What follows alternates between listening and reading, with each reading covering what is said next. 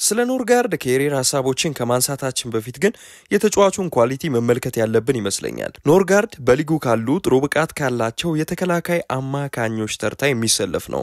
በተለይ ደግሞ ኳስን ኢንተርሴፕት የማድረግ አቅሙ ከፍተኛ ሲሆን በተጠናቀቀው የውድድር ዓመት ከሊቨርፑሉ ሪያን ግራቨንበርች በመቀጠል ብዙ ኳሶችን ከተቃራኒ ቡድን ተጫዋች መንጠቅ የቻለ አማካኝ ነው። ዴኒሻዊ ኮከብ ሪከቨር በማድረግ ብቃቱም የማይታማ ሲሆን ስኬታማ የሆነ ታክልን የመፈጸም አቅሙ ጥሩ የሚባል ሲሆን 59% ስኬታማ የነበሩም ታክሎች በፕሪሚየር ሊግ ውስጥ አለው። ኖርጋርድ ለተከላካዮች የሚሰጠው ሽፋን ከፍተኛ መሆኑ ሜትር ከ87 የሆነው ሎጋ ቁመቱ የአየር ላይ ኳሶችንም ጭምር ላይ እገዛን እንዲሰጥ ሲያደርገው አሁን ላይ ደግሞ የአየር ላይ ኳሶችን የመጠቀምና ወደ ግቦች የመቀየር ስፔሻሊስት በሆነው የአርሰናል የቆመ ኳሶች አሰልጣኝ ኒኮላስ ጆቨርጅ ስር መውደቁ ሌላ ጥራትን እንዲጨምርለት ያደርገዋል።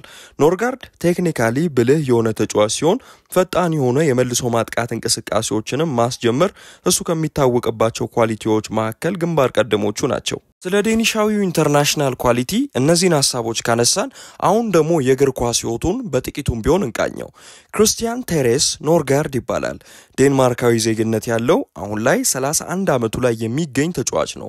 ኖርጋርድ በጣሊያኑ ክለብ ፊዮረንቲና እንዲሁም ደግሞ በጀርመኑ ቡድን ሃምቡርግ ተጫውቶ አሳልፏል። በቡንደስሊጋው ለአንድ ዓመት የቆየ ቢሆንም ብዙዎች አጫዋቱን ከቶኒ ክሩስና ባስቲያን ሽዋንስታይገር ጋር ያነጻጽሩታል።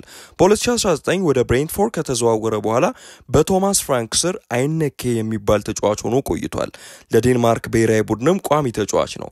የኔ ምርጥ ቦታ የሚለው ደግሞ የ6 ቁጥር ቦታ ነው። በ2021 የውድድር ዓመት የብሬንትፎርድ የዓመቱ ምርጥ ተጫዋች ተብሎ ተመርጧል። ከእንግሊዝ ተንታኞች መካከል አንዱ የሆነው ጋሪ ሊንከር ከዓመት በፊት ስለ ኖርጋርድ እንዲህ ብሏል። ኖርጋርድን በትልቅ ክለብ ሳልመለከተው ጫማውን ከሰቀለ ቆጫለሁ በማለቱ ተናግሮ ያውቃል።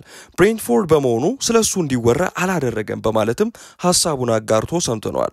ብዙዎች ሁለተኛ ተመራጭ ይሆናል ቢሉም በተለይ ዙቢሜንዲ ሊጉን እስከሚላመደው ድረስ ኖርጋርድ፣ ራይስና ኦዴጋርድ በአርሰናል ቤት ተጣምረው ሊጫወቱ ይችላል። አርሰናል ኬፓንና ኖርጋርድን፣ ሚላን ዣካንና ሞድሪችን ለማስፈረም ከጫፍ ደርሰዋል።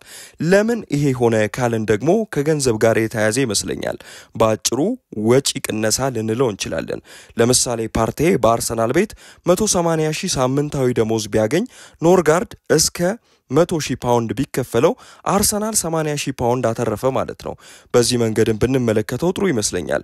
በተጠናቀቀው የውድድር ዓመት በአቬሬጅ በየጨዋታው 7.1 ሬቲንግ ይዞ መውጣት የቻለ አማካኝ ሲሆን አርሰናሎች በትንሽ ገንዘብ ድንቅ የአመራር ብቃት ያለው ኖርጋርድ ማግኘታቸው ፓርቴን ካጡ በኋላ ይሳሳል ተብሎ ለተፈራው የ6 ቁጥር ቦታ ጥሩ መፍትሄ የሚመስል ሲሆን የፕሪሚየር ሊጉ ኤክስፔሪያንሱ መድፈኞቹ ፊርማውን ሊያጠናቅቁ ካደረጋቸው ምክንያቶች መካከል ቀዳሚው ሊሆን ይችላል።